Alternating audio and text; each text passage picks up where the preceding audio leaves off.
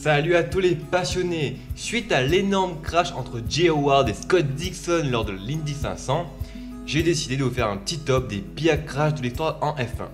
Niki Lauda en 1976, lors du Grand Prix d'Allemagne, sur le circuit du Nürburgring, Niki Lauda dans son deuxième tour perd, pour une raison inconnue, le contrôle de sa monoplace et vient s'encastrer sur la bordure extérieure de la piste.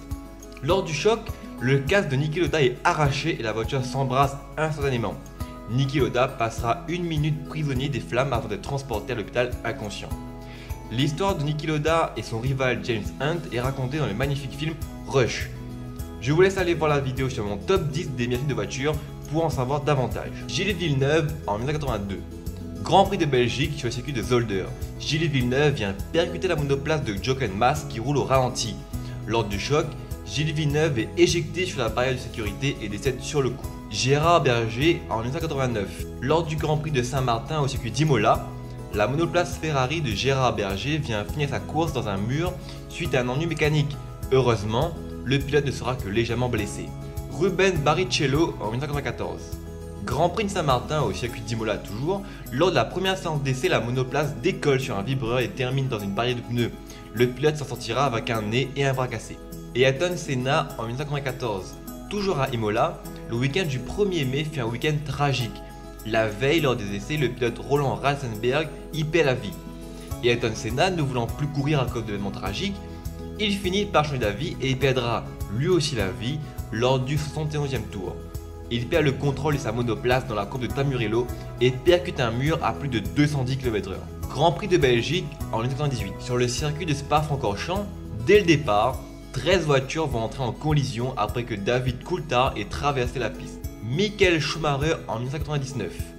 Lors du Grand Prix de Grande-Bretagne sur le circuit de Silverstone, Michael Schumacher s'ouvre à 200 km/h et vient s'encastrer dans un mur. Il s'en sort avec une grave fracture à la jambe droite. Ralf Schumacher en 2002. Grand Prix d'Australie sur le circuit de Melbourne, le frère cadet de Michael Schumacher vient taper son concurrent et va être littéralement propulsé dans les airs. Heureusement, ce coup-ci, pas de blessés.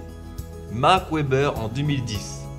Sur le circuit de Catalogne, durant le Grand Prix d'Espagne, en tentant de prendre l'aspiration, le pilote Mark Webber décolle et fait littéralement un looping. C'est impressionnant.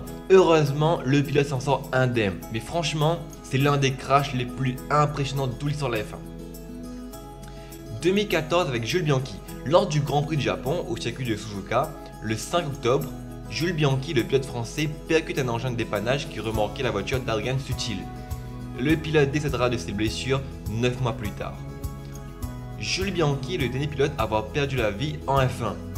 La Formule 1 n'a jamais cessé d'innover pour améliorer la sécurité de ses pilotes. Nous avons atteint aujourd'hui un niveau de sécurité hors du commun. Il suffit de regarder la violence du choc de Scott Dixon, l'arceau n'a même pas bougé.